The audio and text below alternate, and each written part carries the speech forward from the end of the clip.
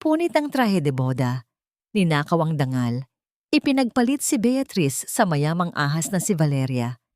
Sa harap ng altar, itinapon siya ni Juan Miguel na parang basura. Habang nagpapakasasa ang mga taksil, inagaw rin nila ang tahanan at buhay ng kanyang ama. Ngunit hindi siya magpapakamatay. Sa lupang baog, nagtanim siya ng puot. Sumibol ang isang reyna. Handa na ba silang tikman ang mapait na bunga ng kanilang kasakiman? Punit ang trahe de boda. Ninakaw ang dangal. Ipinagpalit si Beatrice sa mayamang ahas na si Valeria. Sa harap ng altar, itinapon siya ni Juan Miguel na parang basura. Habang nagpapakasasa ang mga taksil, inagaw rin nila ang tahanan at buhay ng kanyang ama. Ngunit hindi siya magpapakamatay. Sa lupang baog, magtatanim siya ng puot upang sumibol ang isang reyna. Handa na ba silang tikman ang mapait na sukli? Huwag mo na akong hintayin, Beatrice. Wala akong mapapala sa isang babaeng walang maibigay kundi pag-ibig na hindi nakakabusog. Ang mga salitang iyon ay tila pinong bubog na ibinaon sa mismong lalamunan ni Beatrice. Nakatayo siya sa tapat ng malaking pintuan ng simbahan, nakasuot ng trahe de bodang ilang buwan niyang pinag-ipunan at tinahi gamit ang sariling mga kamay. Sa kanyang nanginginig na palad ay mahigpit niyang hawak ang isang panyong may burda ng pangalan ni Juan Miguel, ang lalaking pinangarap niyang makasama hanggang sa pagtanda. Ginugol niya ang bawat gabi sa pagbuburda nito. Iniisip na ito ang ipapahid niya sa pawis ng mapapangasawa habang nag-uumpisa sila ng simpleng pamilya. Subalit ang lalaking pinag-alayan niya ng lahat ay nakatalikod na. Mabilis na humahakbang palayo papunta sa isang makintab at marangyang itim na sasakyan kung saan naghihintay ang nakangiting si Valeria. Nagsimulang bumagsak ang malalaking patak ng ulan mula sa makulimlim na kalangitan, sumasabay sa pagguho ng mundo ni Beatrice. Namanhid ang kanyang mga binti at braso, ang pumpon ng mga puting rosas na sumisimbolo sa dalisay niyang pagmamahal ay tuluyang bumagsak sa putikan, nayurakan ng mga nagmamadaling yabag ng mga taong umiiwas sa ulan.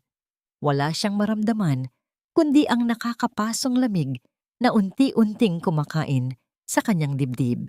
Paano pa siya hihinga kung ang mismong hanging bumubuhay sa kanya ay ninakaw na ng tuluyan? Sa halip na tulong, ang natanggap niya mula sa mga usisero ay mga bulong na puno ng awa at pangungutya. Ang amor propyo ng kanyang pamilya ay tila pinunit at isinaboy sa hangin. Hinila niya ang mabigat at basang laylayan ng kanyang trahe de boda. Naglakad ng nakayapak pawis sa kanilang simpleng bahay. Inaasahan niyang makakahanap ng yakap at kalinga sa kanyang amang si Mang Tomas, ngunit isang mas malagim na bangungot ang naghihintay sa kanya. Sa labas ng kanilang bakuran, nagkalat ang kanilang mga pinaglumaang gamit. Ang lumang silya ng kanyang ama, ang mga nakatuping damit, at maging ang litrato ng kanyang namayapang ina ay nakahandusay sa basang kalsada. Sa mismong balkonahe ng kanilang bahay ay nakaupo si Valeria, komportableng humihigop ng mainit na kape gamit ang paboritong tasa ni Mang Tomas. Sa tabi nito ay isang lalaking nakabarong na may hawak na makapal na manipis na mga papeles. Oh, look who is here. Ang naiwang nobya. Akala mo ba talaga pakakasalan ka ni Huwao?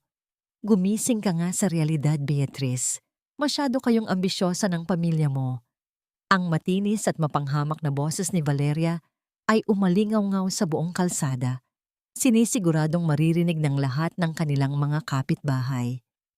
Nakangisi ang babae habang pinagmamasdan ang kaawa-awang hitsura ni Beatrice na basang-basa ng ulan at luha.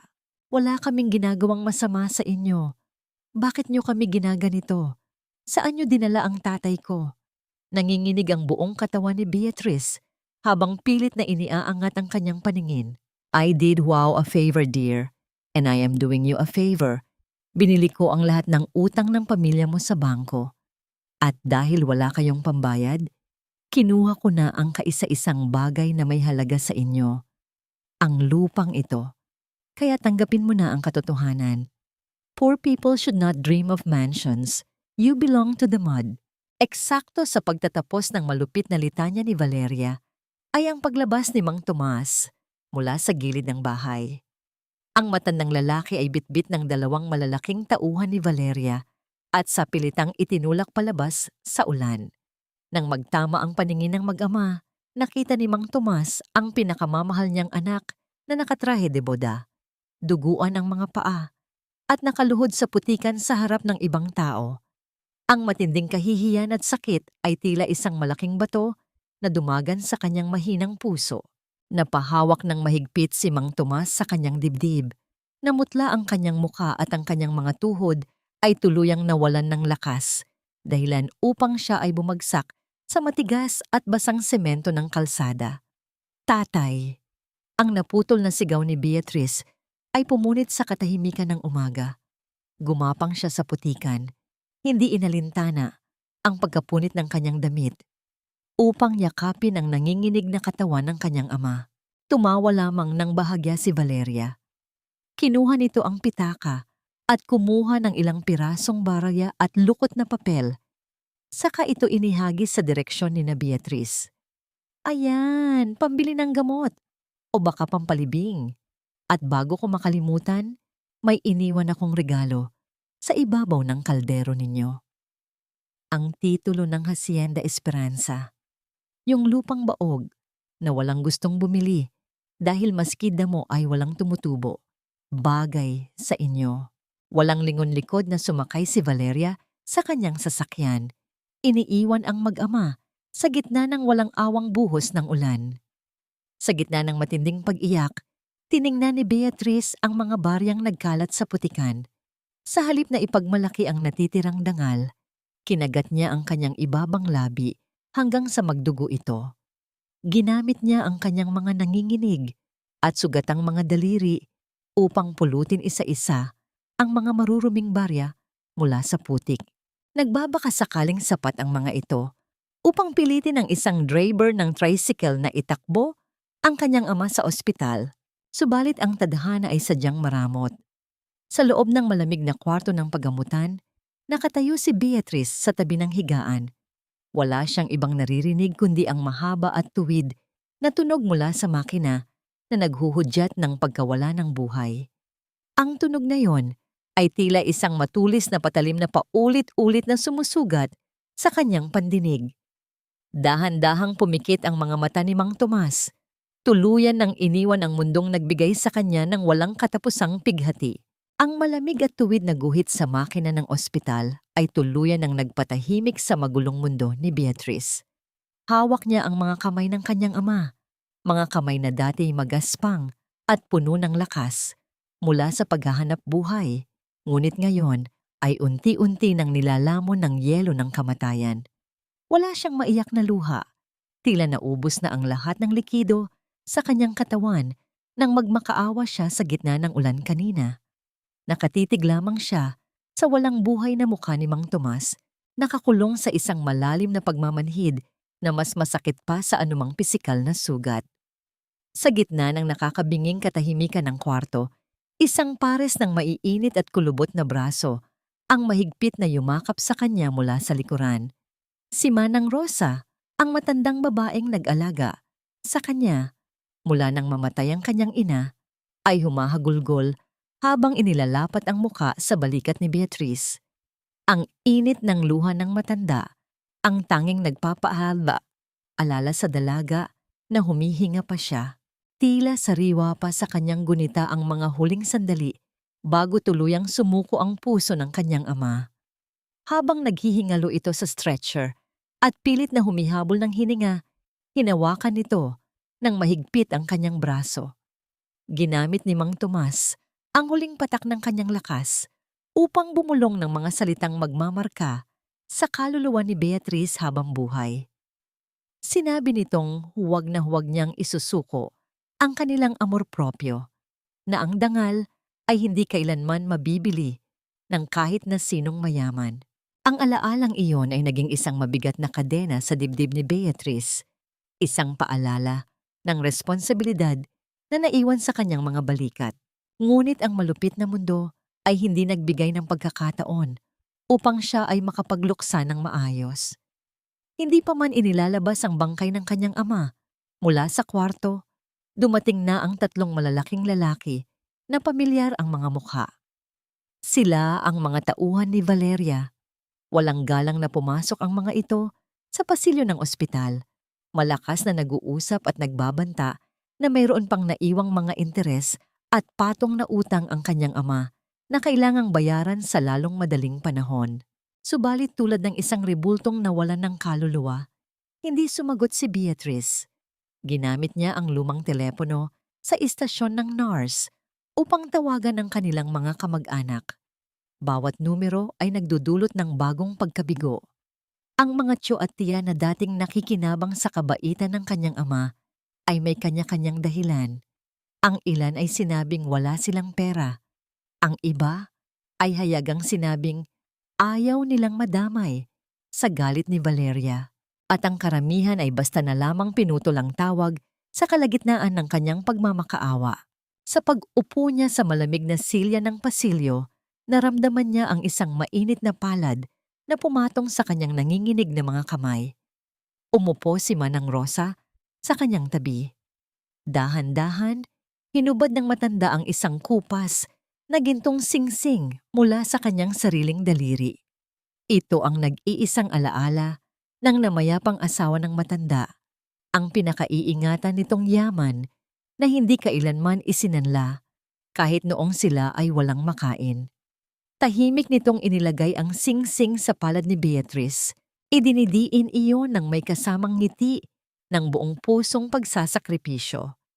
Sinabi nitong sapat na yon upang mabigyan ng maayos na kabaong si Mang Tomas dahil para kay Manang Rosa, si Beatrice at ang ama nito ang kanyang tunay na pamilya. Ang simpleng gawaing iyon ay pumasok sa pinakamatigas na bahagi ng puso ni Beatrice at doon, tuluyan nang bumagsak ang kanyang mga luha. Habang kinakausap ni Manang Rosa ang mga tauhan ng ospital tungkol sa mga bayarin, napansin ni Beatrice ang isang kakaibang anino sa dulo ng madilim na pasilyo. Isang matangkad na lalaking nakasuot ng itim na jaket ang tahimik na nagmamasid sa kanya. Hindi niya maaninag ng buo ang mukha nito dahil sa pundidong ilaw, ngunit may pamilyar sa tindig nito. Nang mapagtanto ng lalaki na nakatingin si Beatrice, mabilis itong tumalikod at naglaho papasok sa pinto ng hagdanan palabas ng ospital. Hindi na nagkaroon ng oras si Beatrice upang isipin kung sino ang misteryosong estranghero. Isang nurse ang lumapit at nag-abot ng isang mahabang papel. Ito ay ang huling listahan ng mga babayaran. Kalakip ang malamig na abiso ng pamunuan na kailangan nilang mabayaran ang kabuuan sa loob ng 24 na oras, kung hindi ay hindi mailalabas ang bangkay ng kanyang ama. Sa sandaling iyon, umilaw ang kanyang sirang telepono mula sa kanyang bulsa. Isang mensahe ang pumasok mula kay Juan Miguel. Binasa niya ang mga salitang nakasulat. Patawad, ngunit kailangan mong intindihin ang sarili mo. Huwag mo na akong hanapin. Nakatitig lamang si Beatrice sa basag na screen ng kanyang telepono, kung saan ang mga lamat ng salamin ay tila sumasalamin sa tuluyang pagkawasak ng kanyang buhay.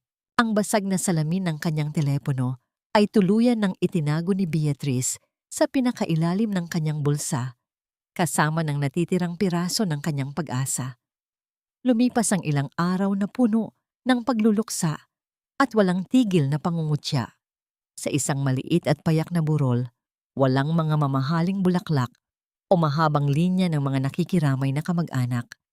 Umuulan muli, tila nakikidalamhati ang kalangitan sa labis na pighati ng dalaga.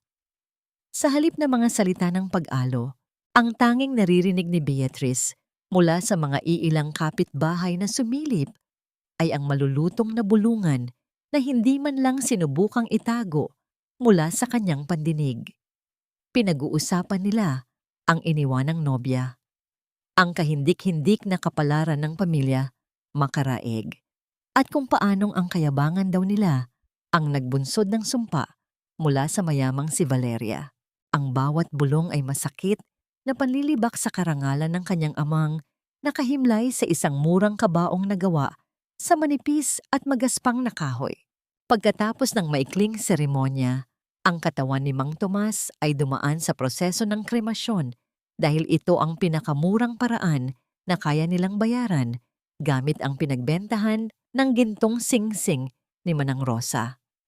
Pag-uwi nila sa isang maliit na inuupahang silid, ang tanging naging pansamantalang silungan nila matapos silang palayasin sa kanilang sariling bahay. Isang panibagong dagok ang sumalubong sa kanila. Nakatayo sa labas ng pinto ang mga tauhan ni Valeria. May mga nakahalukip-kip na braso at naghihintay na tila mga buwitre. Malakas na ipinagsigawan ng pinuno ng mga ito na binili na rin ni Valeria ang lupang kinatatayuan ng inuupahang kwarto at may mahigpit itong utos na palayasin sila bago pa man lumubog ang araw. Wala na silang karapatang tumapak sa bayang yon. Ang matinding panghihiya ay sadyang idinisenyo ng kontrabida upang tapakan ang huling hibla ng kanilang dignidad at iparamdam sa kanila na sila ay mas mababa pa sa dumi. Pumasok si Beatriz sa loob ng madilim na kwarto upang mag-ayos ng mga gamit. Kinuha niya ang maliit na urna na naglalaman ng mga abo ng kanyang ama. Inilabas niya ang panyong may burda ng pangalan ng taksil na si Juan Miguel. Gamit ang kanyang nanginginig, ngunit matapang na mga kamay, pinunit niya ang bahaging may pangalan nito at itinapon sa sahig. Ginamit niya ang natirang malinis na tela upang maingat at malambing na punasan ang malamig na ibabaw ng urna. Ang bawat hagod ng kanyang daliri ay puno ng pagmamahal at malalim na pangako. Sa sandaling iyon, pinatay niya ang mahina at umiiyak na si Beatriz. Pinunasan niya ang kanyang mga luha at inilabas ang nag-iisang papel na ibinato ni Valeria sa putikan, ang titulo ng Hacienda Esperanza. Habang nakatingin sa gusot na papel, nangako siya sa harap ng abo ng kanyang ama na ibabalik niya ang amor propyo ng kanilang pamilya. Ipakikita niya sa mga taong umapak sa kanila na hindi kailanman mabubura ang kanyang halaga. Binuhat ni na Beatriz at Manang Rosa ang 2 lumang bag na naglalaman ng kakaunting damit at umalis ng walang lingon-likod. Naglakad sila patungo sa terminal ng mga sasakyan. Iniiwan ang bayang naging saksi sa kanilang matinding pagkawarat. Sumakay sila sa isang luma at kakarag-karag na bus na papunta sa pinakamalayong probinsya sa timog. Nang ipakita ni Beatriz ang lumang titulo sa driver upang magtanong ng direksyon, napansin niyang saglit na nanlaki ang mga mata ng matandang lalaking may hawak ng manibela. Wala sa anumang mapa ang Hacienda Esperanza dahil matagal na itong inabandona at ibinaon sa limot. Ngunit tumango ang driver nang may halong matinding lungkot at awa sa kanyang mukha. Tila ba kabisado nito ang pasikot-sikot patungo sa isinumpang lupa at may alam itong kwentong hindi nasasabi. Hindi na nagtanong si Beatriz. Dinala na lamang niya ang pagod niyang katawan sa pagidlip habang bumibiyahe sila sa mahaba at malubak na kalsada.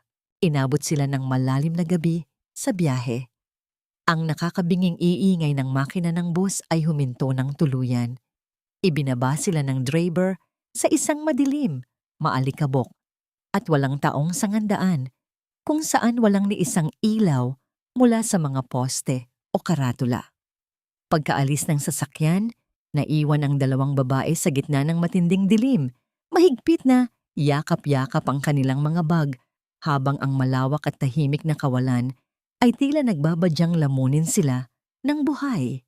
Sumalubong sa kanila ang mainit at tuyong hangin na humampas sa kanyang mukha.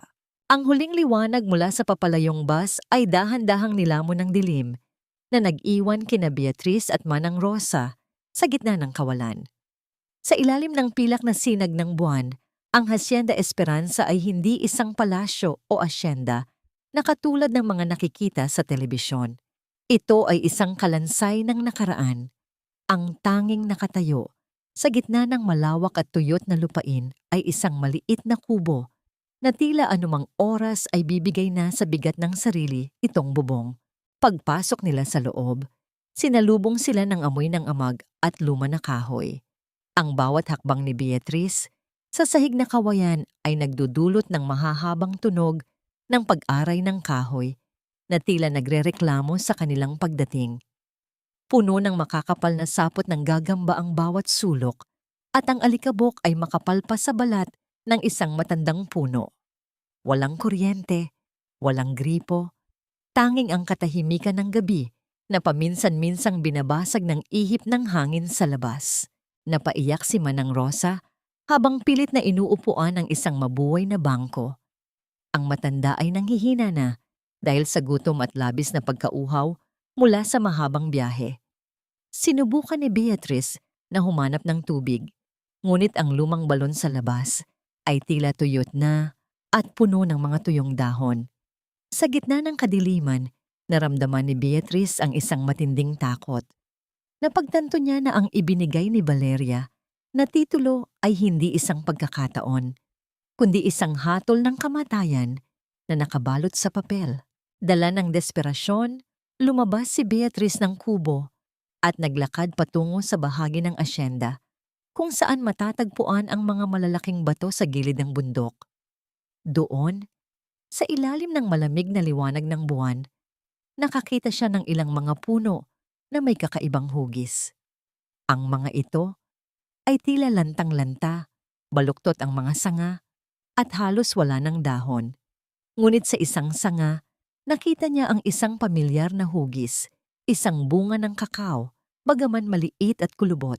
Ito ang pambihirang klase ng kakao na minsan nang nabanggit ng kanyang ama, ang binhing matatagpuan lamang sa lupang isinumpa ng tagtuyot.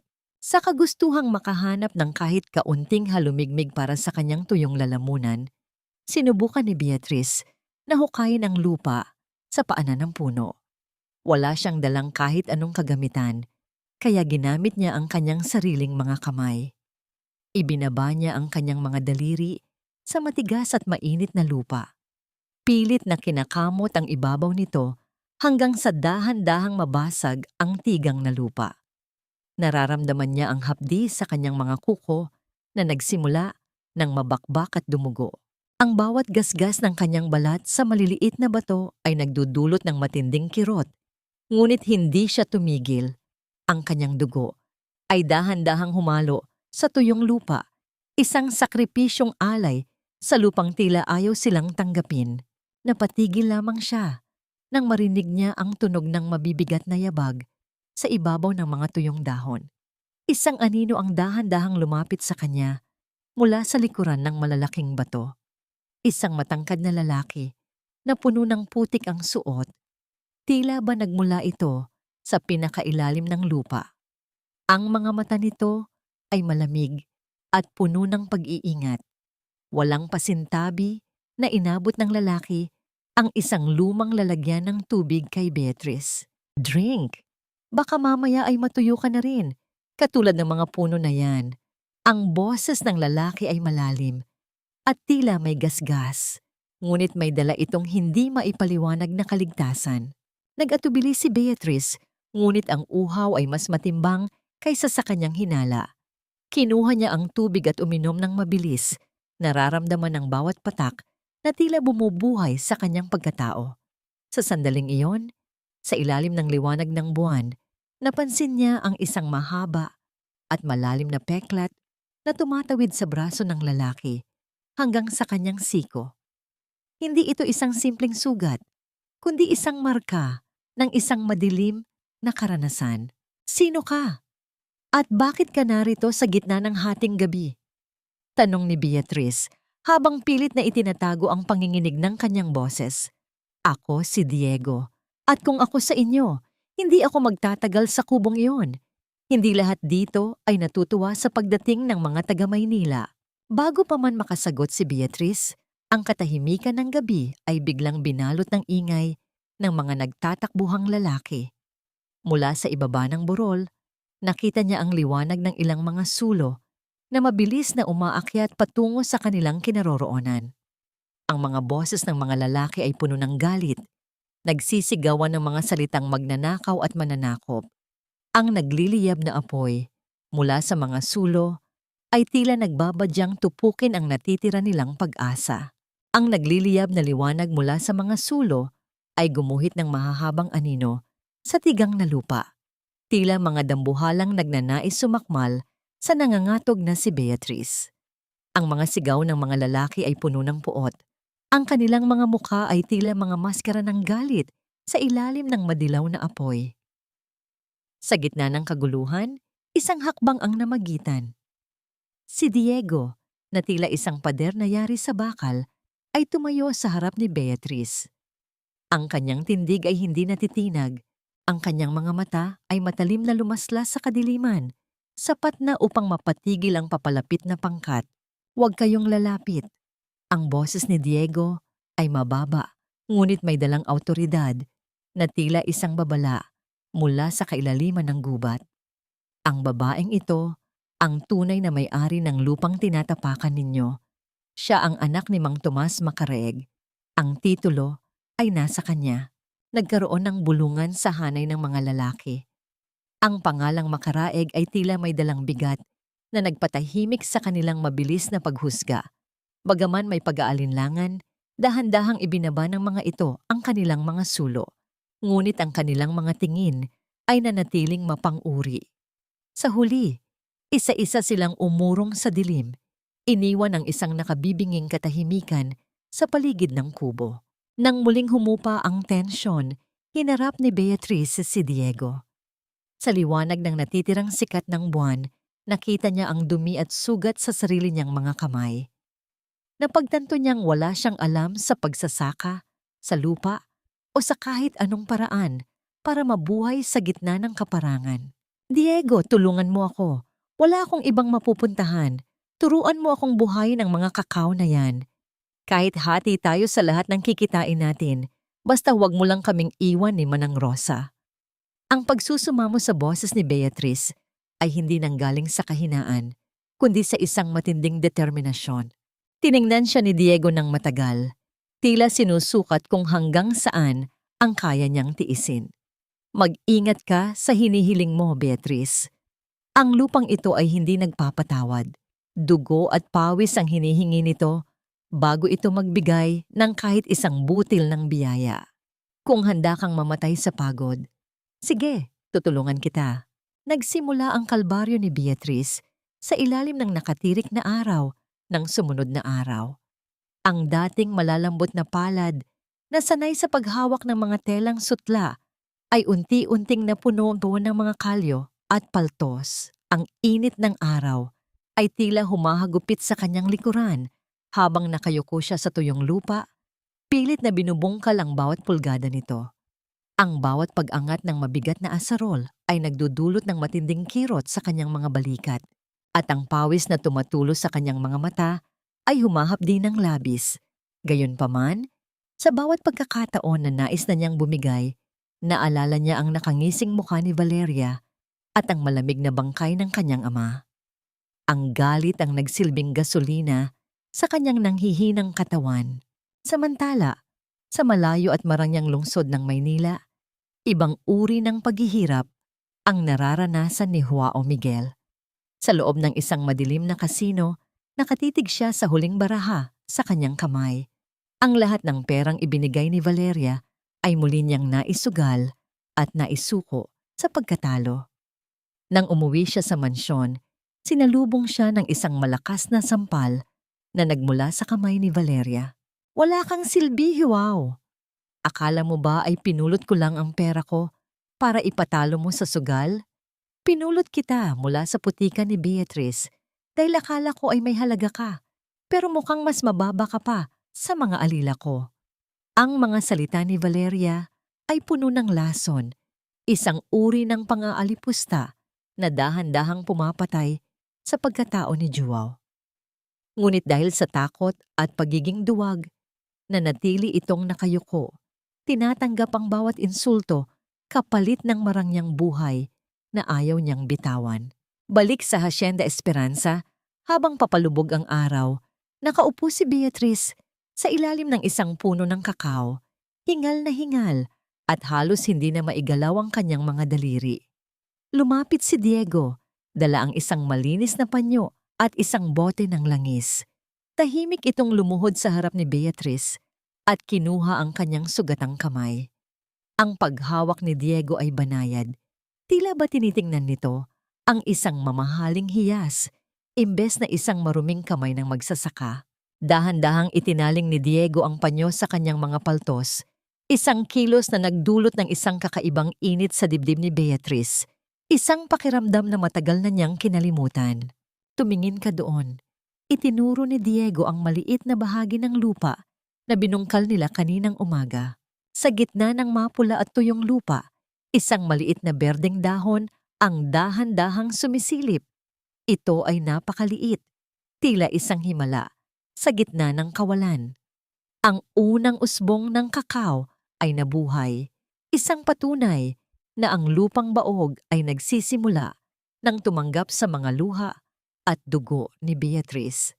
Isang ngiti ng tunay na kaligayahan ang gumuhit sa labi ng dalaga. Ang unang munang ngiti matapos ang mahabang panahon ng kadiliman. Subalit ang kagalakang yon ay panandalian lamang. Ang langit ay biglang nagbago ng kulay, naging kasing itim ng uling. Ang hangin na kanina ay mainit ay naging malamig at marahas. Pinapalipad ang mga tuyong dahon at alikabok sa paligid. Ang nakabibinging ugong ng kulog ay yumanig sa buong Hacienda Esperanza. Hudyat ng isang malakas na bagyong nagbabadyang wasakin ang lahat ng kanilang pinaghirapan. Ang langit ay tuluyan ng bumigay, nagpakawala ng isang marahas na bugso ng ulan na tila mga latigo na humahagupit sa tigang na lupa ng Hacienda Esperanza. Ang bawat patak ay may dalang bigat, isang galit ng kalikasan na nagbabadyang bawiin ang kaunting pag-asa na kapapanganak pa lamang. Sa gitna ng dilim at hagupit ng hangin, hindi tumakbo si Beatrice patungo sa loob ng kubo. Sa halip, mabilis siyang lumuhod sa putikan, ginagamit ang kanyang mga sugatang palad upang bakuran ang maliit at mongmanha na usbong ng kakao na kanina lamang ay nagbigay sa kanya ng ngiti. Beatrice, pumasok ka na sa loob! Wala kang laban sa bagyong ito! Ang sigaw ni Diego ay halos lamunin ng ingay ng malakas na ulan. Hindi ko sila iiwan, Diego! Ito lang ang natitira sa amin ni tatay. Ang boses ni Beatrice ay puno ng desperasyon. Ang kanyang buhok ay nakadikit na sa kanyang mukha. At ang kanyang manipis na damit ay basang-basa na. Sa gitna ng nakabibinging ugong ng hangin, lumapit si Diego. Hindi niya pinilit na patayuin ang dalaga. Sa halip, kumuha siya ng mga malalaking dahon ng anahaw at ilang piraso ng kawayan. Magkasama silang lumaban sa gitna ng unos. Ginamit ni Diego ang kanyang malalaking braso upang protektahan si Beatrice mula sa mga lumilipad na sanga, habang ang dalaga naman ay maingat na itinutukod ang mga panangga sa paligid ng mga mongmanch na halaman. Ang putik ay unti-unting bumabalot sa kanilang mga katawan, ngunit ang init ng kanilang pagtutulungan ay tila nagbibigay ng proteksyon na mas matibay pa sa anumang silungan. Habang ang bagyo ay nagngangalit sa probinsya, isang ibang uri ng dilim ang bumabalot sa marangyang mansyon sa Maynila. Ang bawat sulok ng bahay ni Valeria ay maliwanag, ngunit ang atmosfera ay puno ng lason. Ang malakas na tunog ng isang mamahaling florera na nabasag sa sahig ay umalingaw-ngaw sa malawak na sala. You pathetic loser! Akala mo ba ay hindi ko malalaman na kinuha mo ang aking diamond brooch para lamang ipantaya sa mga utang mo? Ang boses ni Valeria ay matalim na tila isang patalim na sumusugat sa hangin. Nanginginig si Juan Miguel habang nakaluhod sa paanan ng sofa. Ang kanyang mukha na dati ay puno ng kagwapuhan at kumpiyansa ay ngayon ay puno na ng takot at pagkapahiya. Inabot ni Valeria ang isang baso ng alak at walang pasintabi nitong ibinuhos ang laman sa ulo ni Juan. You are just a dog, Juan.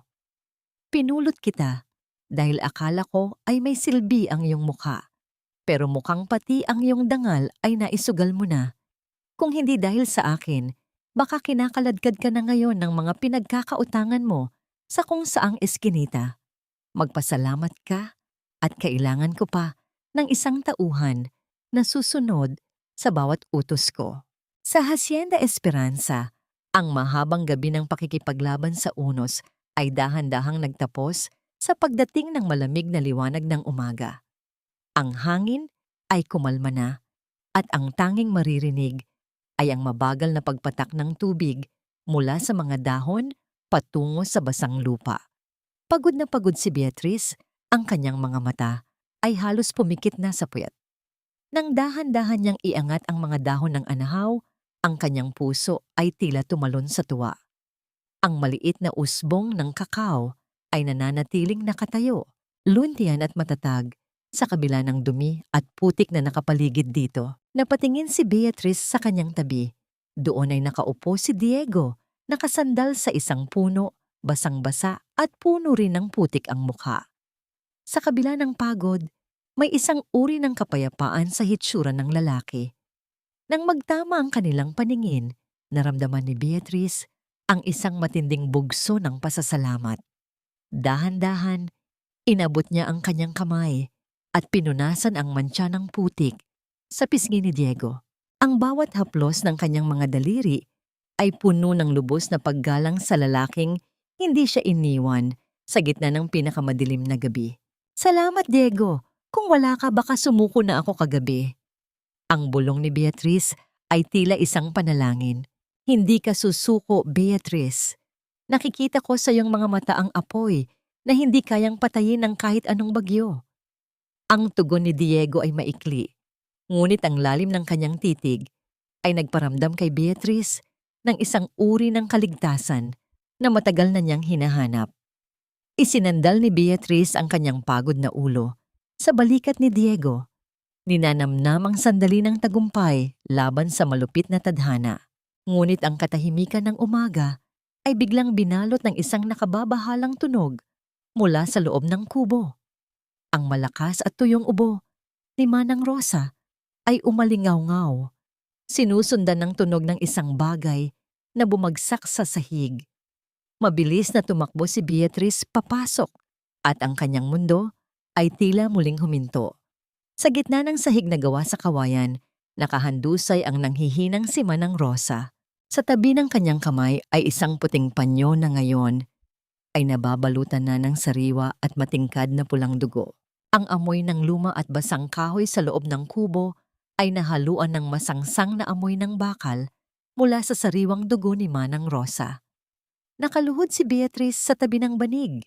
Ang kanyang mga kamay ay nanginginig habang pinupunasan ang labi ng matandang babaeng nag-aruga sa kanya. Ang bawat mababaw na hininga ni Manang Rosa ay tila isang huling-hiling ng katawan na ayaw pang sumuko, ngunit ang pamumutla ng kanyang mukha ay nagbibigay ng ibang babala. Ang lagnat ay unti-unti nang nanunuot sa buto ng matanda, at sa gitna ng kaparangan ng Hacienda Esperanza, ang katahimikan ay tila isang malupit na kaaway na naghihintay ng huling hininga. Kailangan niya ng gamot, Beatrice, at kailangan niya ng maayos na pagkain. Ang boses ni Diego ay mababa, puno ng pag-aalala, habang tinitingnan ng walang laman na lalagyan ng bigas sa sulok ng kusina. Alam ni Beatrice na wala na silang natitirang barya. Ang lahat ng kakarampot na ipon nila ay naubos na sa paglalakbay at sa mga kagamitan sa pagsasaka. Sa gitna ng kanyang desperasyon, naramdaman ni Beatrice ang lamig ng isang bagay sa kanyang leeg. Isang manipis na kwintas na ginto na may maliit na krus, ang nag-iisang alaala ng kanyang namayapang ina na hindi kailanman nalaman ni Valeria. Ito ang kanyang huling yaman, ang kanyang huling koneksyon sa isang nakaraang puno ng pagmamahal. Sa loob ng ilang sandali, tila nakikipaglaban ang kanyang puso sa pagitan ng pag-iingat sa alaala at sa pagsagip sa buhay. Dahan-dahang hinubad ni Beatrice ang kwintas. Ang bawat baitang ng gintong kadena na dumadaan sa kanyang balat ay tila humihila rin sa isang bahagi ng kanyang kaluluwa. Inabot niya ito kay Diego. Ang kanyang mga mata ay puno ng mga luhang hindi pa bumabagsak. Sinabi niyang ito na ang huli niyang alay, ang huling sakripisyo para sa tanging pamilyang natitira sa kanya. Habang naghahanda si Diego para lumuwas sa bayan, isang hindi inaasahang pangyayari ang naganap. Ang tunog ng mga yabag sa tuyong dahon sa labas ng kubo ay muling umalingaw-ngaw. Ngunit sa pagkakataong ito, hindi ito ang galit na mga sulo. Ang mga mahihirap na magsasaka mula sa Karatigpok, ang mga taong dati ay nagmamasid lamang sa kanila nang may hinala, ay dahan-dahang lumapit. Ang isa ay may dalang ilang piraso ng kamote. Ang isa naman ay may mangkok ng mainit na sabaw ng gulay. At ang isang matandang babae ay nag-abot ng ilang lukot na barya na tila matagal na inipon mula sa pagtitinda sa palengke. Nalaman namin ang nangyari kay Manang Rosa. Hindi kami mayaman, pero alam namin ang pakiramdam ng mawalan. Ang boses ng isa sa mga magsasaka ay puno ng panginginig, ngunit may dalang init ng bayanihan. Niyakap ni Beatrice ang magaspang at maruming kamay ng mga magsasaka. Sa gitna ng kanyang matinding pighati, ang kabutihan ng mga taong ito ay tila isang mahimalang ulan sa tuyong lupa ng kanyang puso. Humagulgol siya sa pasasalamat, nararamdaman ang bigat ng utang na loob na hindi kailanman mababayaran ng kahit anong ginto. Umalis si Diego sa gitna ng gabi, naglalakad ng ilang kilometro sa ilalim ng madilim na kalangitan upang makarating sa pinakamalapit na butika sa bayan. Ang bawat hakbang niya ay tila isang panalangin para sa kaligtasan ni Manang Rosa. Pagdating sa botika, nang ilapag niya ang kwintas sa counter, napansin ng matandang pharmacist ang disenyo nito. Tinitigan niya si Diego ng matagal, tila may pamilyar sa kwintas na yon na nagmula pa sa isang lumang pamilya sa kabilang bayan. Ngunit hindi na ito binigyang pansin ng pharmacist dahil sa pagmamadali ni Diego. Nang sumikat ang araw, ang milagro ay hindi lamang naganap sa loob ng kubo. Habang dahan-dahang bumubuti ang lagay ni Manang Rosa, matapos mainom ang gamot, lumabas si Beatrice sa bukid. Ang mga puno ng kakao na halos mamatay na sa bagyo ay nagsimula nang magpakita ng kanilang tunay na ganda. Ang mga maliliit at mapuputing bulaklak ng kakao ay nagsimula nang mamukadkad sa bawat sanga, tila mga bituin na bumagsak sa lupa. Ito ang unang tanda ng pamumulaklak, ang unang sulyap ng tagumpay matapos ang lahat ng dugo at pawis. Ngunit ang kagalakang iyon ay agad na nabahiran ng pangungutya. Isang marangyang sasakyan na pang-offroad ang huminto sa gilid ng Hacienda Esperanza. Bumaba ang dalawang lalaking nakasuot ng mamahaling barong, mga ahente ng malalaking kumpanya ng tsokolate sa Maynila na inutusan ni Valeria na suriin ang lupa. Tiningnan nila ang mga bulaklak ng may panghahamak. Halos magkakasabay silang tumawa, sinasabing ang mga bulaklak na yon ay bansot at walang silbi. Sinabi nilang ang Hacienda Esperanza ay isinumpa ng tagtuyot at walang sino man ang bibili ng bunga mula sa lupang ito dahil ang lasa nito ay tiyak na magiging mapait at walang halaga. Ang aling-awngaw ng kanilang malulutong na halakhak ay tila isang bagong unos na nais muling itumba ang bawat mong munch na bulaklak na kakasibol pa lamang. Ang halakhak ng mga ahente ay tila mga huling patak ng lason na sumira sa katahimikan ng umaga sa Hacienda Esperanza. Habang pinapanood ni Beatrice ang papalayong sasakyan na nag-iiwan ng makapal na alikabok, naramdaman niya ang pait sa kanyang lalamunan na mas matindi pa sa lasa ng hilaw na kakao. Hindi siya papayag na ang mga bulaklak na dinilig niya ng sariling dugo ay manatiling simbolo lamang ng kabiguan.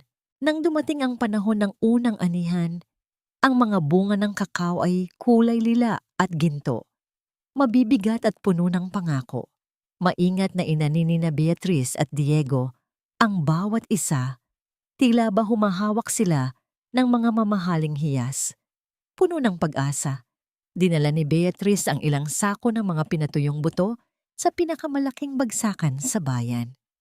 Suot niya ang kanyang pinakamaayos na damit. Ang kanyang mukha ay puno ng dangal na pilit niyang binuo mula sa pagkawasak. Subalit pagdating sa palengke, ang bawat pintong kinakatok niya ay nananatiling nakasara. Ang mga negosyanteng dati ay kilala ang kanyang ama, ay umiiwas sa kanyang tingin. Ang ilan ay hayagang nagsasabi na nakatanggap sila ng mahigpit na babala. Ang sino mang bibili ng produkto mula sa Hacienda Esperanza ay mawawalan ng kontrata sa malalaking kumpanya sa Maynila. Ang kamay ni Valeria ay mahaba at malupit.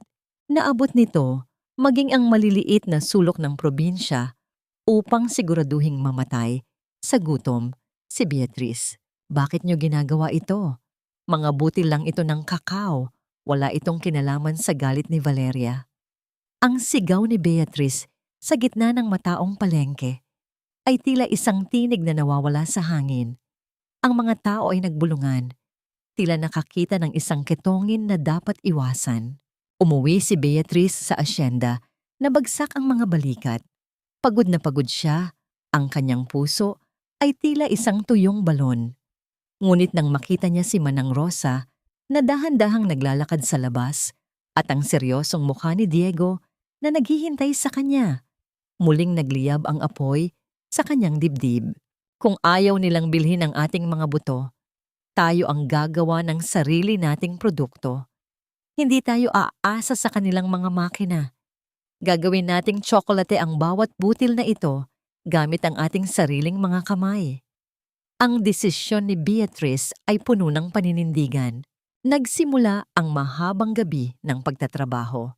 Sa loob ng maliit na kusina, ang bawat butil ng kakao ay maingat na isinasangag sa ibabaw ng mahinang apoy ng kahoy.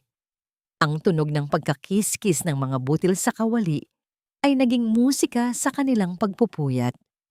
Pagkatapos ay isa-isa nilang binalatan ang mga ito at giniling gamit ang lumang gilingang bato na hiniram ni Diego mula sa mga kapitbahay.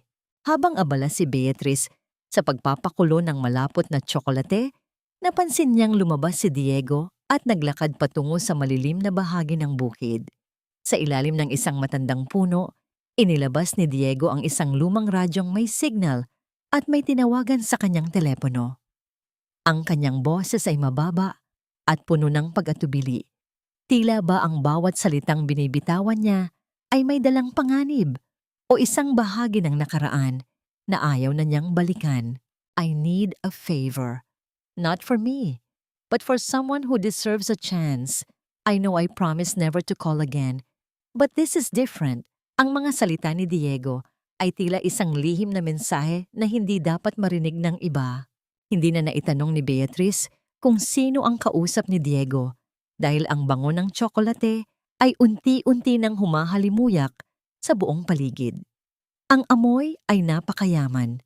May dalang tamis at pait na sumasalamin sa lahat ng kanilang pinagdaanan. Walang tulog si Beatrice, maingat niyang hinahalo ang malapot na likido sa palayok.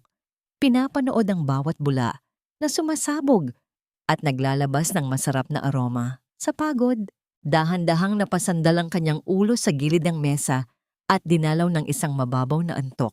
Sa kalaliman ng gabi, sa gitna ng katahimikan ng Hacienda Esperanza, isang anino ang dahan-dahang gumapang papasok sa kusina. Ang tanging maririnig ay ang mahinang hininga ni Beatrice at ang tunog ng hangin sa labas. Ang anino ay lumapit sa malaking palayok kung saan nakasalang ang pinaghirapang tsokolate. May dala itong isang sako na puno ng magaspang at maruming buhangin. Walang pasintabi na ibinuhos ng anino ang lahat ng nilalaman ng sako sa loob ng palayok. Ang malinis at makinis na tsokolate ay agad na nahaluan ng dumi at bato. Sinisira ang bawat patak ng pawis at oras na iginugol ni Beatrice. Ang tunog ng magaspang na buhangin na humahalo sa malapot na likido ay tila isang huling halakhak ng tadhana na nagnanais na tuluyan ng lunurin sa pait ang buhay ni Beatrice. Ang magaspang na tunog ng buhangin na humahalo sa malapot na tsokolate ay tila isang pako na ibinabaon sa puso ni Beatrice. Nagising ang kanyang diwa, hindi dahil sa ingay, kundi dahil sa matali na pangamoy ng isang ina sa kanyang nasirang hiyas. Pagmulat ng kanyang mga mata, nakita niya ang isang aninong mabilis na tumatalon palabas ng bintana. Ngunit hindi ito nakalayo. ang isang malakas na kalabog sa labas at ang tunog ng pagbagsak ng katawan sa basang lupa ay naghudyat na hindi natutulog ang katarungan. Dinala ni Diego ang lalaki sa loob ng kubo, mahigpit na hawak sa kolyar ng maruming t-shirt nito. Ang lalaki ay nanginginig, ang kanyang mga mata ay dilat sa takot habang nakatingin kay Beatrice na ngayon ay nakatayo sa harap ng nasirang palayok. Sino ang nag-utos sa'yo? Ang boses ni Beatrice ay hindi sumisigaw. Ito ay malamig, tuyo, at may dalang talas na mas masakit pa sa sampal. Hindi sumagot ang lalaki, ngunit nang diinan ni Diego ang pagkakahawak sa kanyang braso, mabilis itong bumigay. Inamin nitong siya ay binayaran ng isang lalaking nagngangalang Wow Miguel mula sa Maynila na may mahigpit na bilin na siguraduhing walang kahit isang patak ng tsokolte ang lalabas na malinis mula sa asyenda. Nakatitig si Beatrice sa kanyang pinaghirapang produkto na ngayon ay puno na ng dumi. Naramdaman niya ang pait, ang pagod, na tila gustong magpabagsak sa kanyang mga tuhod. Pero sa pagkakataong ito, hindi siya lumuha. Dahan-dahan siyang kumuha ng isang maliit na lalagyan. Sinalinan ito ng pinakamasarap at pinakamalinis na tsokolate mula sa kabilang palayok na hindi naabot ng buhangin at iniabot ito sa lalaki. Ibigay mo ito sa kanila. Ipaabot mo kay Joao at kay Valeria. Sabihin mo sa kanila, ito ang lasa ng babaeng tinangka nilang ilibing, pero nakalimutan nilang siya ay isang binhi. Sabihin mo, buhay pa ako. Ang mga salita ni Beatrice ay binitawan ng may matinding dangal. Kinabukasan, isang marangyang puting sasakyan ang dahan-dahang pumasok sa bakubakong daan ng Hacienda Esperanza. Hindi ito ang mga ahenteng nangungutya. Ito ay isang sasakyang nagdadala ng isang taong may kakaibang aura. Bumaba ang isang matandang lalaki, si Mr. Fontanilla, ang pinakasikat na food critic sa buong bansa. Siya ang taong tinawagan ni Diego sa kalagitnaan ng gabi. Tahimik na inihain ni Beatrice ang kanyang gawang kamay na tsokolate. Ang bawat kilos niya ay puno ng pag-iingat. Tila isang ritual ng pag-aalay. Nang tikman ng kritik ang tsokolate, ang katahimikan sa paligid ay naging nakabibingi. Ipinikit ng matanda ang kanyang mga mata, ninanamnam ang kakaibang tamis na may kasamang pait ng usok at pagmamahal. This is not just chocolate, Beatrice. This is a story. It has the soul of the earth and the strength of a woman. It is perfect. Ang papuri ni Mr. Fontanilla ay tila isang malakas na kanyon na bumasag sa lahat ng pader na itinayo ni Valeria. Sa loob lamang ng ilang araw, ang balita tungkol sa Hacienda Esperanza Chocolate ay sumabog sa mga pahayagan at social media.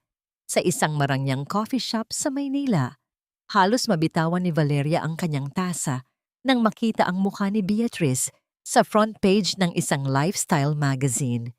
Ang kanyang mukha ay namula sa galit. Ang kanyang mga kuko ay nabaon sa mamahaling tela ng kanyang sofa. Habang si Joao naman ay nakatayo sa sulok, nanginginig sa takot dahil alam niyang nabigo ang kanyang planong paninira. Walang saysay ang tsokolating iyan kung wala silang lupang pagtatamnan. Tawagan ang legal team. Siguraduhin ninyong bawiin ang titulong iyan sa kahit anong paraan. Ang boses ni Valeria ay puno ng pagkapuot. Sa asyenda, habang nagdiriwang sina Beatrice, Manang Rosa at Diego sa kanilang unang malaking order, isang motorsiklo ang huminto sa kanilang tapat. Isang lalaking nakasuot ng uniforme ng korte ang nag-abot ng isang makapal na sobre. Ang nilalaman ay isang formal na abiso.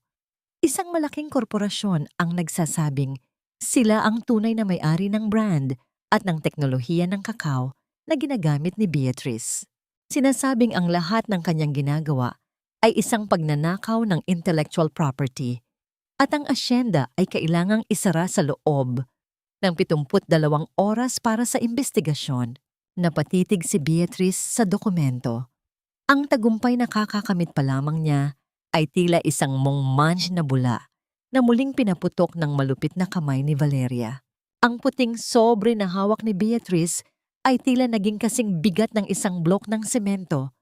Unti-unting dinudurog ang kanyang mga daliri at ang huling hibla ng kanyang pag-asa.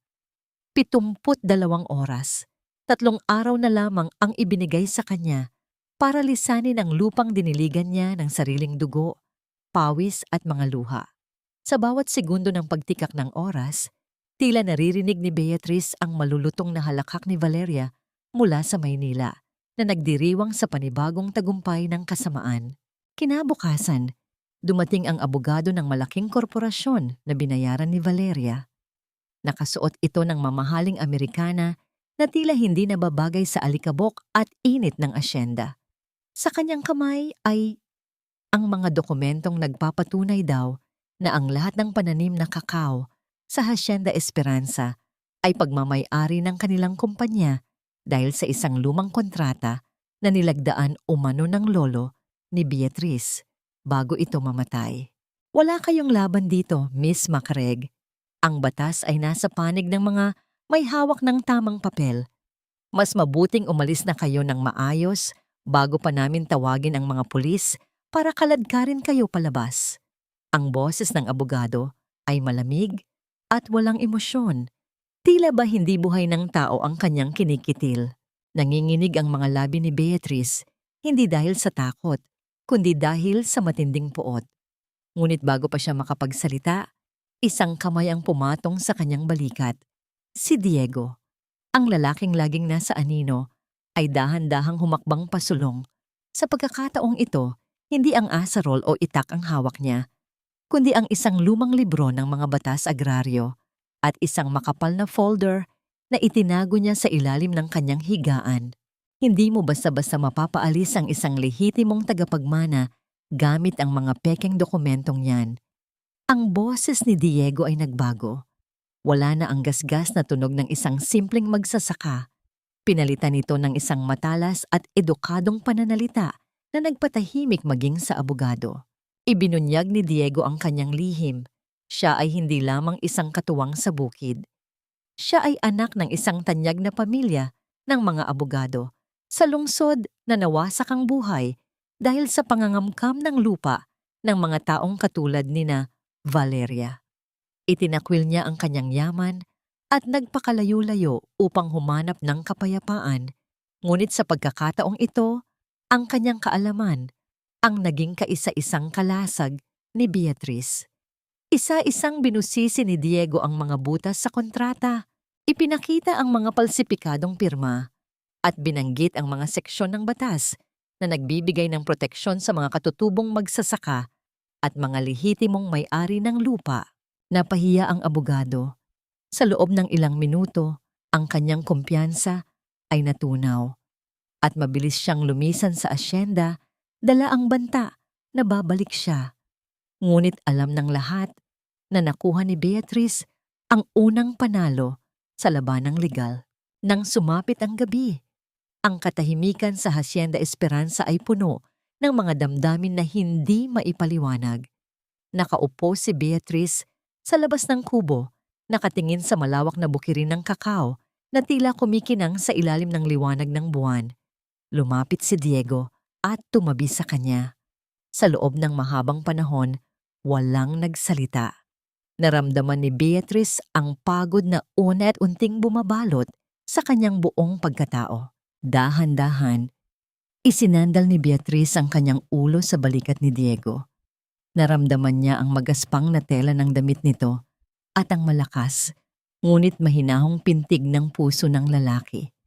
Sa sandaling iyon, ang lahat ng takot at pighati ay tila naglaho. Hindi niya kailangang magsalita para iparamdam ang kanyang pasasalamat. Ang init ng katawan ni Diego ay sapat na upang malaman niyang hindi siya nag-iisa sa laban na ito. Hinawakan ni Diego ang kanyang kamay. Dahan-dahang hinahaplos ang mga kalyo sa kanyang palad ng may labis na pag-iingat at paggalang.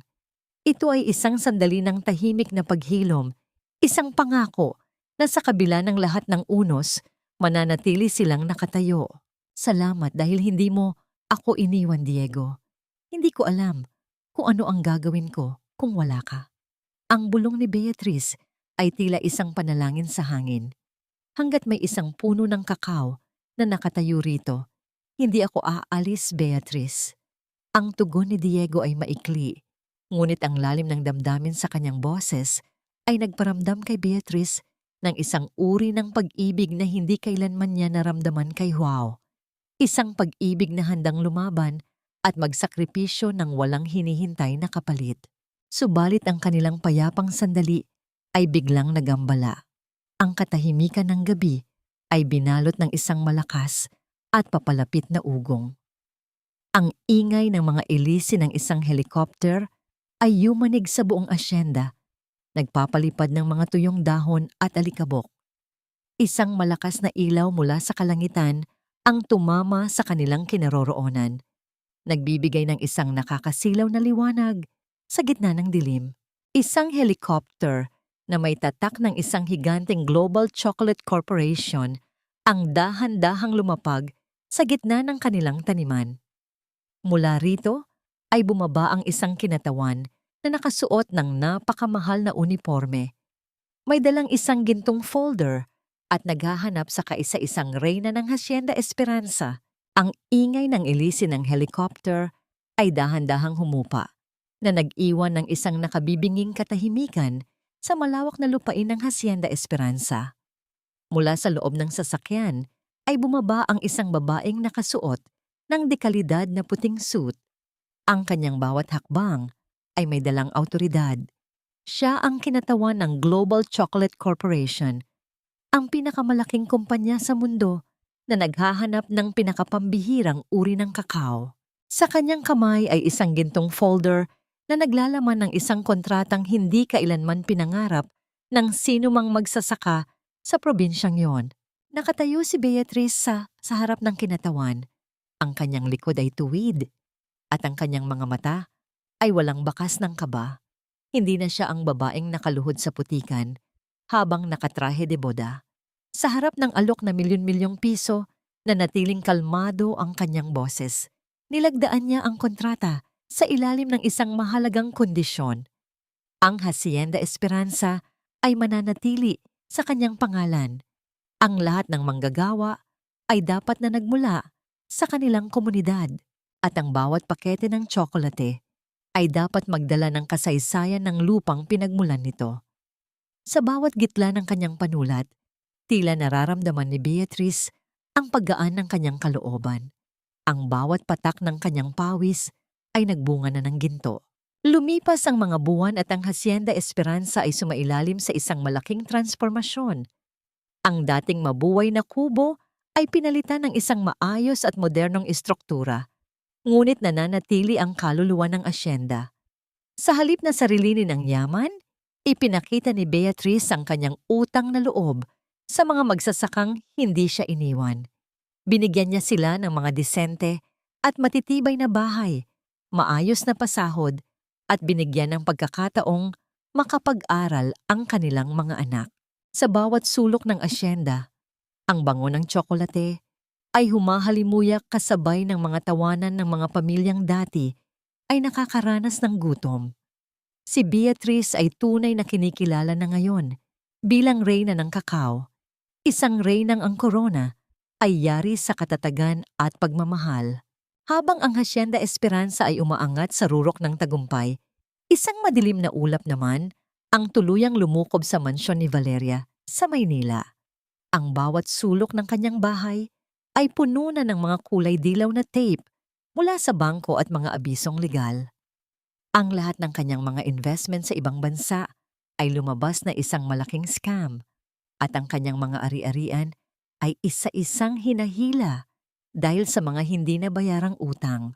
Ang tunog ng mga malalaking truck na nagkakarga ng kanyang mga mamahaling kasangkapan ay naging musika ng kanyang pagkawasak.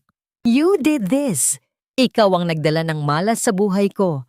Ang matinis na hiyaw ni Valeria ay umalingaw-ngaw sa bakanteng sala habang sinasampal at pinaghahampas niya sa dibdib si Juan Miguel.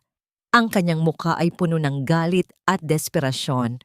Ang kanyang mga kuko ay nabaon sa balat ni Joao habang isinisisi rito ang lahat ng kanyang pagkabagsak. Hindi lumaban si Joe. Nakatingin lamang siya sa malayo. Ang kanyang mga mata ay blanko at puno ng pagsisisi. Napagtanto niya na ang lahat ng luho at perang hinangad niya kapalit ng dangal ni Beatrice ay nawala na parang bula. Nang mapansin ni Joe na abala si Valeria sa pakikipag-away sa mga tauhan ng bangko sa labas, dahan-dahan siyang pumasok sa kwarto ng babae.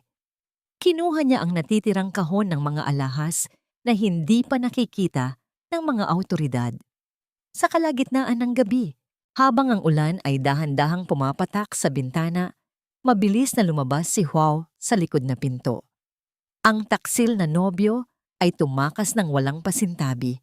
Dala ang huling yaman ng babaeng kanyang pinagsilbihan bilang aso na iniwan si Valeria sa gitna ng isang gumuguhong imperyo. Lumipas ang 3 taon na, tila isang mabilis na pag-ikot ng gulong ng tadhana. Ang Hacienda Esperanza ay hindi na ang tigang at isinumpang lupain na dinatnan ni Beatrice noon. Ngayon, ang bawat dako nito ay luntian, puno ng mga hitik na puno ng kakao na ang mga bunga ay tila mga gintong palamuti sa ilalim ng sikat ng araw. Ang amoy ng masarap at purong tsokolate ay palaging nakalutang sa hangin. Humahalo sa tunog ng tawanan ng mga manggagawang may sapat na pagkain at pag-asa. Si Beatrice, sa loob ng 3 taong yon, ay naging isang babaeng may bakal na determinasyon at pusong-puno ng karunungan. Ang kanyang bawat kilos ay may dalang dignidad na hindi kayang bilhin ng kahit anong yaman. Isang hapon, habang pinagmamasdan ni Beatrice ang pagkakarga ng mga produkto sa mga truck, isang kaguluhan ang naganap sa malaking tarangkahan ng asyenda. Isang lalaki ang pilit na pumasok, nakikipagtalo sa mga gwardiya. Ang hitsura ng lalaki ay kaawa-awa. Ang kanyang mga damit ay gulagulanit, punong-puno ng dumi at mantsa ng tuyong dugo. Ang kanyang katawan ay payat at ang kanyang mga mata ay lubog. Tila ba matagal na itong hindi nakakakita ng maayos na tulog o pagkain. Ang amoy ng murang alak at kawalan ng pag-asa ay tila nakadikit na sa kanyang balat. Nang dahan-dahang lumapit si Beatrice, tumigil ang mundo sa paligid.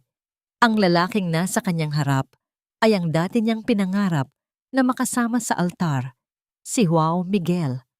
Ang lalaking dating puno ng kagwapuhan at kumpiyansa ay isa na ngayong anino ng pagkawasak.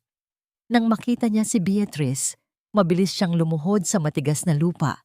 Hindi inalintana ang sakit sa kanyang mga tuhod. Ang kanyang mga kamay ay nanginginig habang pilit na inaabot ang laylayan ng damit ni Beatrice. Beatrice, patawad. Patawarin mo ako. Ang boses ni Joao ay paos at basag. Bawat salita ay may dalang pait ng pagsisisi. Nagkamali ako. Ninakaw ni Valeria ang lahat sa akin.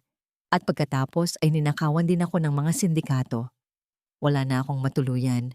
Beatrice, kahit anong trabaho, kahit maging tagalinis lang ako ng iyong mga sabsaban, tanggapin mo lang ako muli. Nakatayo si Beatrice sa harap niya, hindi natitinag. Sa kanyang likuran ay si Diego. Tahimik na nagmamasid, ang kanyang presensya ay tila isang pader na nagbibigay ng kaligtasan kay Beatrice. Hindi sumigaw si Beatrice, walang galit na lumabas sa kanyang mga mata. Ang naroon ay isang malalim at malamig na awa. Isang uri ng awa na mas masakit pa sa anumang sampal. Dahan-dahang dinukot ni Beatrice ang ilang piraso ng barya mula sa kanyang bulsa. Ito ang mga barya na katulad ng inihagis ni Valeria noon sa putikan habang naghihingalo ang kanyang ama. Isa-isang inihulog ni Beatrice ang mga barya sa lupa, sa harap mismo ng nakaluhod na si Joe. Ang tunog ng bawat barya na tumatama sa tuyong lupa ay tila isang huling hudyat ng kanilang nakaraan.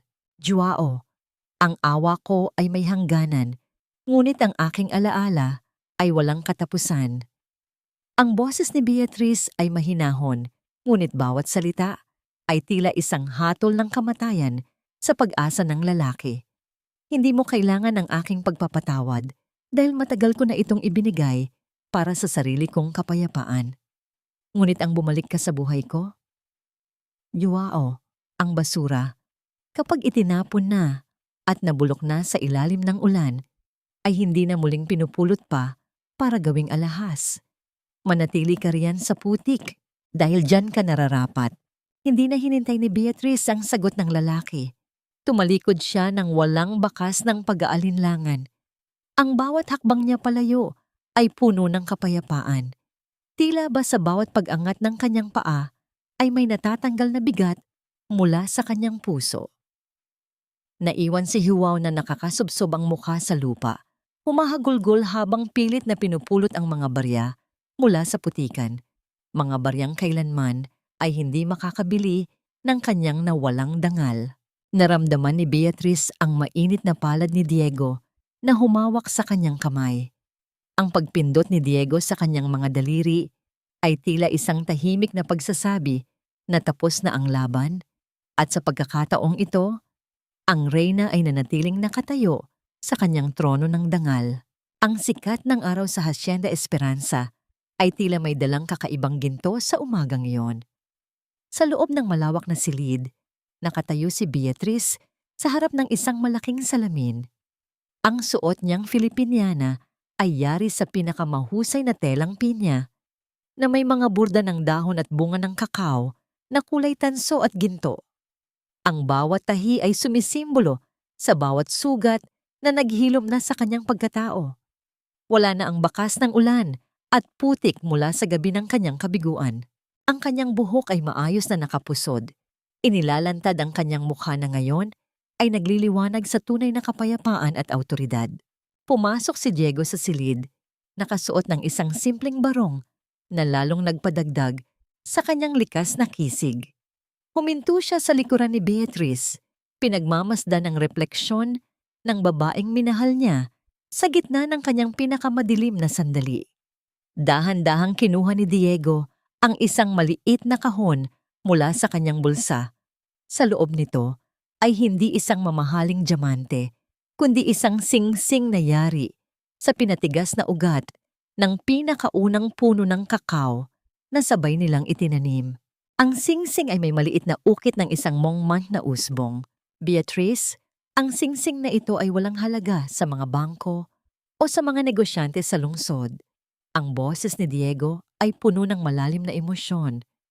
Ngunit ito ay galing sa ugat ng ating pinaghirapan. Isang pangako na kahit anong unos ang dumating, hinding-hindi kita bibitawan. Dahan-dahang isinuot ni Diego ang singsing sa daliri ni Beatrice. Naramdaman ng dalaga ang init ng balat ni Diego at ang tibay ng kahoy sa kanyang daliri. Isang tahimik na pangako ang namagitan sa kanilang mga mata. Isang pag-ibig na hindi kailangan ng marangyang altar para maging totoo. Isinandal ni Beatrice ang kanyang ulo sa dibdib ni Diego. Ninanamnamang sandali ng dalisay na kilig bago nila harapin ang huling bahagi ng kanilang laban. Samantala, sa isang masikip at mabahong eskinita sa gilid ng Maynila, malayo sa karangyaan ng mga hotel, naroroon si Valeria. Nakatira siya sa isang barong-barong na gawa sa mga pinagtagpi-tagping yero at karton. Ang kanyang buhok ay gusot-gusot. Ang kanyang balat ay tuyot at puno ng dumi. Hawak niya ang isang basag na salamin at pilit na naglalagay ng natitirang lipstick sa kanyang nanginginig na labi. Ako ang reyna. Hindi nila pwedeng kunin ang bahay ko. Babalik si Huwao, dala ang mga alahas ko. Ang kanyang boses ay naging matinis na tili na nauwi sa nakapanindig balahibong tawa. Nasisiraan na siya ng bait, kinakausap ang mga anino sa pader at sinisigawan ang mga batang naglalaro sa labas. Ang kanyang kasakiman ay naging isang bilangguan na dahan-dahang kumakain sa kanyang katinuan. Pagdating sa National Cacao Festival, ang atmosfera ay puno ng kagalakan at pagpupugay. Nang dahan-dahang bumukas ang malaking pintuan ng Grand Hall, ang lahat ng ingay ay biglang huminto. Ang mga negosyante, ang mga ahenteng dating nanghamak kay Beatrice, at maging ang kanyang mga kamag-anak na tumalikod sa kanya noon ay sabay-sabay na tumayo. May mga bulungan ng paghanga at ang ilan ay tila nahihiyang yumuko nang magtama ang kanilang paningin kay Beatrice. Lumapit ang mga tiyo at tiya ni Beatrice. Suot ang kanilang pinakamagagandang ng ngiti na halatang pilit at mapagkunwari. Sinubukan nilang hawakan ang kanyang kamay. Nagsasabing alam daw nila noon pa na magtatagumpay ang dalaga. Ngunit si Beatrice ay ngumiti lamang sa kanila. Isang ngiti na walang bakas ng galit, ngunit may dalang pader ng distansya. Ang kanyang katahimikan ay sapat na upang iparamdam sa kanila ang kanilang maliit na halaga. Sa gitna ng programa, nagsimula ang isang espesyal na subasta. Inanunsyo ng host na ang dating mansyon ng mga Macareg, ang bahay na ninakaw ni Valeria, ay isinusubasta na dahil sa bangkarota ng kumpanya nito. Ang lahat ay nakatuon sa malaking screen kung saan ipinapakita ang larawan ng lumang bahay. Eksakto sa sandaling iyon, ang katahimikan ng hall ay binalot ng isang marahas na tunog ng pagkakalampag ng pinto. Isang babaeng gulagulanit ang damit, madungis ang mukha, at nanlilisik ang mga mata ang sumugod sa gitna ng pasilyo. Ang mga gwardiya ay mabilis na humabol, ngunit ang babae ay tila may lakas ng isang baliw. Ito ay si Valeria. Nakarating siya sa harap ng entablado, sumisigaw ng mga salitang walang kahulugan habang itinuturo ang larawan ng mansyon. Ang lahat ng mga panauhin ay napasinghap sa gulat at takot sa nasasaksihang eksandalo. Ang matinis at nakapanindig balahibong tili ni Valeria ay lumasla sa katahimikan ng malawak na bulwagan, tila isang marahas na kuko na kumakamot sa pader ng karangyaan. Ang mga guwardiyang nakasuot ng barong ay mabilis na humabol at mahigpit na hinawakan ang kanyang mga braso. Pilit siyang kinakaladkad palabas habang ang kanyang maduming paa ay nag-iiwan ng mantsa sa makintab na sahig. Ang mga panauhin ay nagsimulang magbulungan. Ang ilan ay nagtatakip ng ilong, habang ang iba naman ay mabilis na kumukuha ng mga litrato ng nasasaksihang kahihiyan. Akin ang mansyong yan, mga magnanakaw kayo. Wow! Nasaan ka na? Tulungan mo ako. Ang bawat sigaw ni Valeria ay puno ng lason at kawalan ng katinoan. Ang kanyang mga mata ay nanlilisik habang nakatingin sa malaking screen na nagpapakita ng dating tahanan ng mga makaraeg. Bitawan niyo siya. Ang boses ni Beatrice ay hindi malakas, ngunit ito ay may dalang bigat na nagpatigil sa lahat ng ingay sa loob ng hall. Dahan-dahan siyang bumaba mula sa entablado. Ang bawat hakbang niya ay may kasamang tunog ng kanyang sapatos na tumatama sa sahig. Isang ritmo ng katatagan at kapangyarihan. Huminto siya sa harap ng nangangalikig na si Valeria. Ang distansya sa pagitan nila ay hindi lamang 2 metro. Ito ay ang distansya sa pagitan ng langit at impyerno. Napatigil si Valeria. Tumingin siya sa itaas, sa mukha ng babaeng dati niyang inalipusta at pinagkaitan ng dangal. Nakita niya ang gintong burda sa Pilipiniana ni Beatrice, ang kinang ng kanyang balat na hindi na kailanman mababahiran ng putik, at ang singsing na yari sa ugat ng kakao na sumisimbolo sa isang buhay na hindi niya kailanman mauunawaan. Beatrice, ang boses ni Valeria ay naging isang mahinang kalos, tila isang tuyong dahon na nadudurog. Ibalik mo ang bahay ko. Iyon na si Joao. Iyon na ang lahat. Basta ibalik mo lang ang mansyon ko. Dahan-dahang inilabas ni Beatrice ang isang dokumentong may gintong selyo mula sa kanyang folder. Ipinakita niya ito kay Valeria nang may matinding katahimikan. Ang pangalang nakasulat sa titulo ay hindi na Valeria Corp o anumang bangko. Ito ay Beatrice Macareg. Hindi mo na ito bahay, Valeria. At hindi ko ito binili para maging akin. Ang boses ni Beatrice ay mahinahon, tila isang malamig na hangin sa gitna ng tag-init.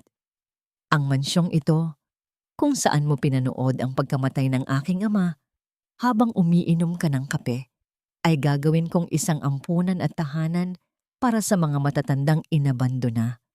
Papangalanan ko itong tahanan ni Tomas upang sa bawat sulok nito, ang kabutihan ng aking ama ang manatili at hindi ang iyong kasamaan. Ang mga salitang iyon ang naging huling saksak sa durog na kaisipan ni Valeria. Ang lahat ng kanyang ipinagmalaki, ang lahat ng kanyang ninakaw, ay gagamitin na ngayon para sa mga taong kinamumuhian niya. Napaluhod si Valeria. Ang kanyang katawan ay nanginginig hanggang sa siya ay tuluyang bumagsak sa sahig, humahagulgol ng walang tigil habang ang kanyang mga kamay ay pilit na kinakamot ang makinis na tiles. Wala nang natira sa kanya, kundi ang anino ng kanyang sariling kalupitan.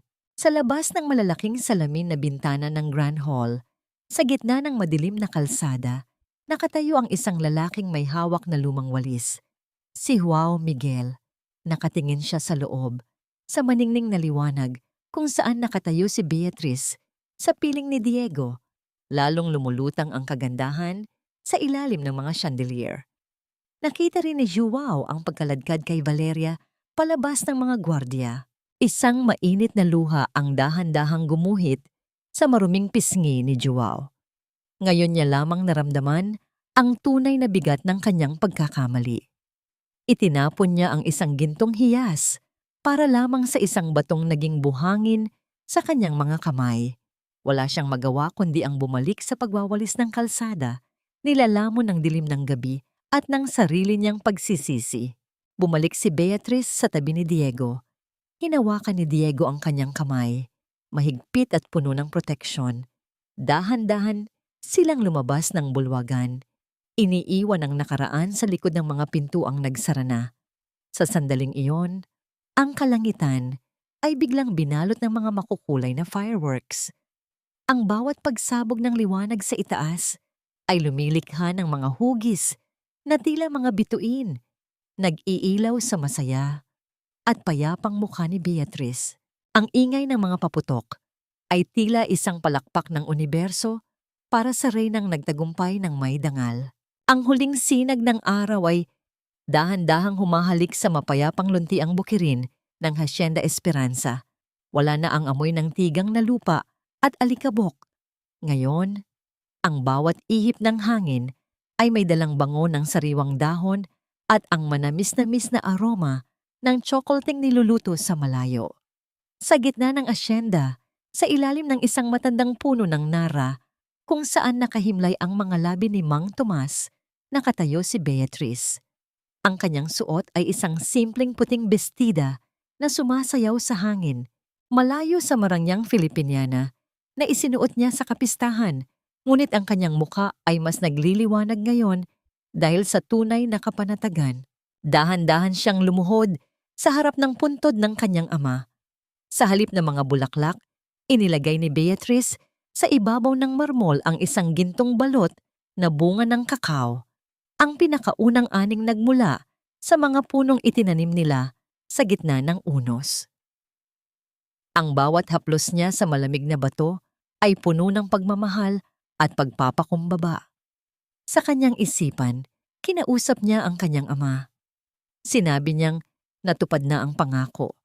Ang kanilang amor propyo ay hindi lamang nabawi, kundi naging isang silungan para sa mga nangangailangan. Ang dating mansyon na naging saksi sa kanilang pighati ay puno na ngayon ng ingay ng mga batang ampon at mga matatandang may ngiti sa labi sa tahanan ni Tomas. Naramdaman ni Beatrice ang isang mainit na presensya sa kanyang likuran. Lumapit si Diego, karga ang kanilang munting anak na lalaki na may mga matang kasing talas ng sa kanyang ama at ngiting kasing amo ng kay Beatrice.